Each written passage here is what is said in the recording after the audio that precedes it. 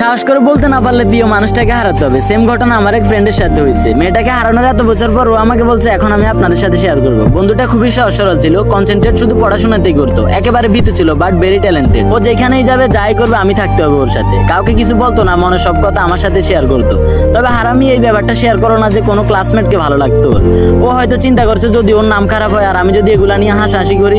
আমরা আমাদের স্কুল থেকে 8 জন ট্রান্সফার নতুন হাই স্কুলে, বিকজ ওইখানে পড়াশোনার মান ভালো ছিল। তো আমি অল্প কিছুদিনের মধ্যে অনেক বন্ধু বান্ধব অ্যাড করে ফেলি, কিন্তু আমার বন্ধুটা কারোর সাথে মিশতো না। প্রাইভেট পড়তাম একসাথে, ওইখানেই আমাদের এক ক্লাসমেটকে ভালো লাগে। অল্প কিছুদিনের মধ্যে ফ্রেন্ডশিপও করে ফেলে ওর সাথে। সালা আমাকেই ভুলে গেছিল। মেয়েটার বাড়ি ওর বাড়ির পাশেই ছিল, তো একসাথে স্কুল থেকে যেত, একসাথে আবার বাড়ি যেত। মাঝে মধ্যে আমি থাকতাম। কিছুদিন আমি খেয়াল করলাম ও পার্ট বেঞ্চের অন্য কোথাও বসছে। মাঝে মধ্যে দেখতাম মেয়েটার দিকে তাকাই থাকতো। তো আমি এগুলা নিয়ে তো চিন্তা করতাম না, ভাবতাম এমনি তাকাই আছে। কিন্তু ওর যে মেয়েটার জন্য কতটুকু ফিলিং ছিল মেয়েটাও তা জানতো না। কোনো ছেলে মেয়েটার সাথে কথা বললে জ্বলতো। কিছুদিন পর জানতে পারে অন্য একটা বখাটে ছেলে মেয়েটাকে ডিস্টার্ব করতো। সে আবার দলবল নিয়ে চলতো, কিন্তু আমাকে ভালোভাবেই চিনতো। তো মেয়েটা একথা আমার ফ্রেন্ডে বলছে, আমার ফ্রেন্ড আমাকে বলছে। আমি বলি তুই কি ভালোবাসো তোরে? ও বলে না, কিন্তু ওকে ডিস্টার্ব করবে কেন অন্য ছেলে? প্লিজ তুই কিছু কর। তখন আমি